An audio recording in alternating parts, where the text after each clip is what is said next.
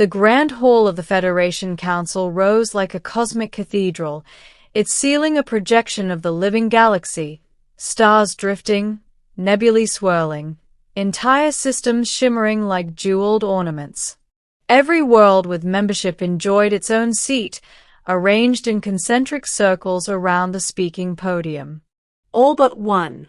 Seat 27 Blue, positioned directly opposite the High Speaker's throne, sat cold, untouched, and empty. Earth's seat. Once, it had been among the most active in the council, always filled by human delegates proposing new ideas, hauling diplomatic emergencies into order, or negotiating with a tenacity that other species found simultaneously admirable and exhausting. But Earth had been silent for 10 years, and that empty chair had become a political ghost story. Whispers passed between delegates every time their eyes landed on it. Some avoided looking at it entirely. Others stared, as if waiting for something, anything, to appear. Today, however, those whispers had turned into full-blown anxiety. Because today, the Council had learned a truth they never expected. And the galaxy shuddered. 10 years of silence. High Speaker Let Harry, a luminous being of shifting crystal light, floated in place as the session began. Representatives of the Federation. Letharai's voice rang like a chorus of bells. We must address the matter of Earth. Nervous murmurs erupted immediately. The Council had sent countless messages, envoys, probes, diplomatic vessels, all unanswered. Earth's borders had become sealed by an impenetrable shimmering barrier of unknown energy, preventing all scans. The humans had vanished from the galactic stage. A reptilian delegate from the Varkoon Dominion hissed, "We have tolerated their silence long enough. They either rejoin the Council, or we force answers." A dozen others murmured in agreement. The crystalline representative from the Seraph Collective flickered defensively. Force is unwise. Humanity does not respond predictably. They no longer respond at all, snapped the Varkoon. Before more arguments could ignite, a soft chime silenced the chamber. It came from the direction no one expected. Seat 27 Blue. The empty chair was glowing. 2. The return. A ripple of fear passed over the assembly. Has someone infiltrated the hall? One delegate asked. No, Let Harry replied quietly. The signature is human. A low humming filled the air. A column of pale blue light formed above Earth's vacant seat. When it faded, a human stood in its place. Tall, calm, dressed in a sleek black uniform with the emblem of Earth, an orbital ring encircling a starburst, etched in silver across their chest. Ambassador Murrin Hale. The seat was empty, Hale said, voice calm but carrying effortlessly through the hall, because Earth chose silence. The Council stared, stunned. Hale looked around slowly, meeting the eyes, or sensory equivalents, of every species present. And now, Hale added, that silence ends. 3. The questions begin. High Speaker Let Harry drifted closer. Ambassador Hale. We believed Earth had withdrawn entirely. Hale's expression didn't flicker. Earth never withdrew. We observed. The Varkoon delegate hissed. Observed? You cut off all contact. Your barrier blocks every known method of communication. Yes, Hale said. Intentionally. A wave of tension swept the room. Why? Demanded the Krail ambassador, their heavy metallic form echoing as it shifted. Why isolate yourselves for a decade? Hale clasped their hands behind their back. Because humanity was evolving. And evolution requires quiet. Quiet, snapped the Varkoon. You create fear with your secrecy. That was unintentional, Hale said. Letharai's crystalline form flickered.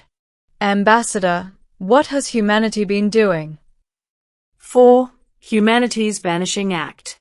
Hale projected a hologram with a motion Earth as seen 10 years earlier. Pollution. Overcrowding.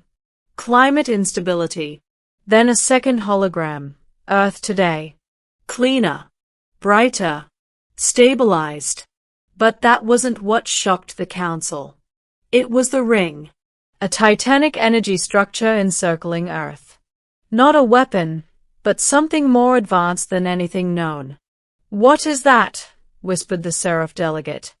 A chrysalis, Hale answered. A shell woven from axion resonance. A method of protecting Earth while we transitioned. Transitioned into what? Let Harry asked. Hale's eyes glowed faintly. Into a Type 2 civilization. Gasps exploded across the chamber. That is impossible, shouted the Krail envoy. No species ascend so quickly. No species tries, Hale replied. Humans try. Hale continued. During our isolation, we solved controlled fusion, planetary climate reversal, energy stabilization, and matter-phase energy conversion. Delegates recoiled in disbelief. You achieved all of that in 10 years, the Seraph representative breathed. Hale nodded. Humanity was long overdue. The real reason Earth went silent. But why hide it? Let Harry asked.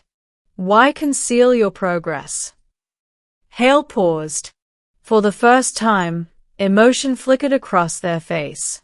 Because the last time we shared technology with the galaxy. Hale projected another hologram. A battlefield. Dozens of worlds. Fires burning across star systems. You turned it into war. Silence fell like a blade. Hale continued softly.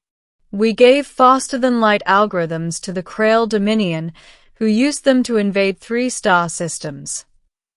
We offered advanced medical nanotech to the Vicun, who weaponized it. We provided energy shielding to the Vexari, who reverse-engineered it to develop phased weapons.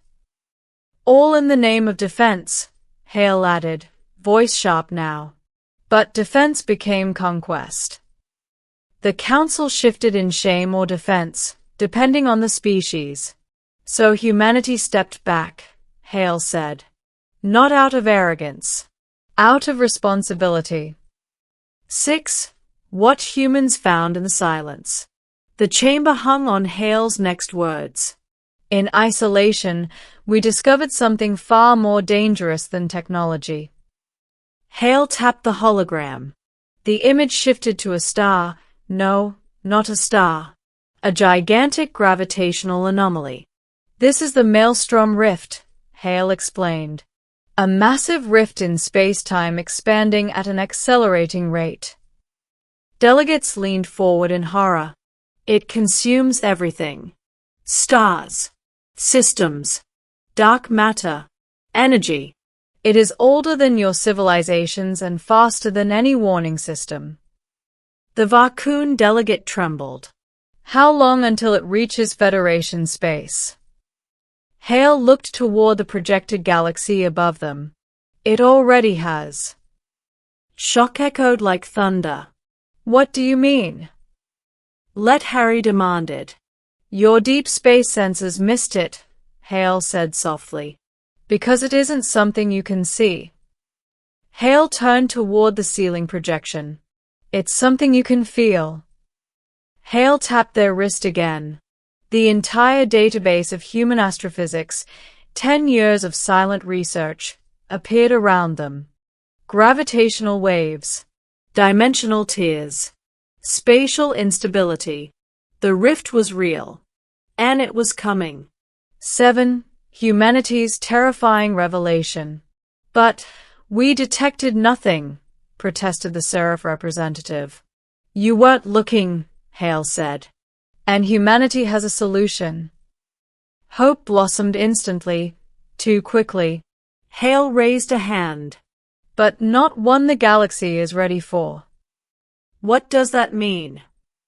Let Harry asked, uneasy. Hale closed their eyes for a moment, then opened them with a steady, determined calm. Humanity has discovered how to rewrite the fabric of local space. A hush fell. You mean? Yes, Hale said. Manipulating reality at the fundamental level. Hale continued. We can stabilize the rift. Seal it. Prevent it from spreading. Then why hesitate? Demanded the Krail envoy. Do it. Hale's voice dropped. Because this power, the ability to rewrite physics, cannot be unleashed into a galaxy that weaponizes everything it touches. The hall went silent. Every species understood instantly. If humanity released this technology, no empire would resist the temptation to reshape the universe to their own image. Hale spoke again. That is why Earth remained silent. Not to abandon the galaxy, but to protect it from itself. 8. The Council's shudder. High Speaker let Harry drifted slowly toward Hale. Humanity, you evolved beyond us. Hale shook their head. No. We simply grew up. And now, let Harry whispered, you hold the power to reshape reality. A ripple of fear spread through the chamber. Not fear of hostility. Fear of what humanity had become. Not conquerors. Not tyrants. But guardians of something far greater than political power. Hale stepped back into the beam of light. Earth kept its seat empty because we were not ready to sit among you. Now we return, because you need us. And in return? Let Harry asked. Hale smiled faintly. Nothing. Survival is reward enough. The beam flared. Ambassador Hale vanished. Earth's seat remained glowing for several seconds, then dimmed, no longer empty. But no one spoke. Because now they understood why it had been empty at all. And the entire galaxy shuddered at the truth. Humanity had outgrown the Council. And the Council needed them more than ever.